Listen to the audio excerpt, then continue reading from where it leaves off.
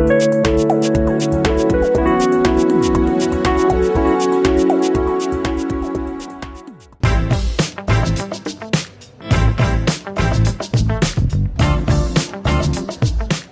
16 mai, la Nuit européenne des musées était l'occasion de profiter gratuitement d'une balade nocturne dans les établissements culturels de Montauban.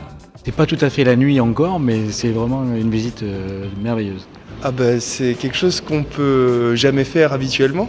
Et c'est justement ça qui est intéressant, je trouve. Ça donne une ambiance un peu spéciale. Ah, ça a une ambiance un peu particulière et magique, oui.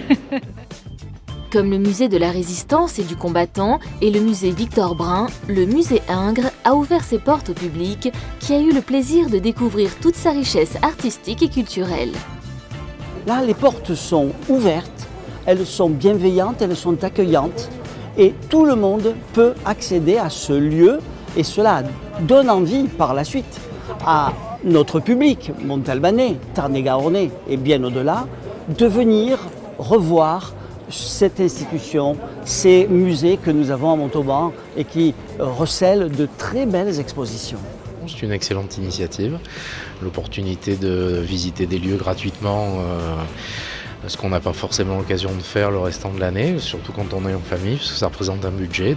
Et puis découverte d'un très joli site, le musée Ingres à Montauban, que nous n'avions pas encore visité, qui est très riche, avec de très jolies collections. Je trouve ça extraordinaire, je trouve ça absolument remarquable de voir qu'il y a autant de monde qui s'y intéresse et que c'est une excellente initiative, qu'il ne faut surtout pas arrêter, parce que rien de tel que la culture pour ouvrir les esprits.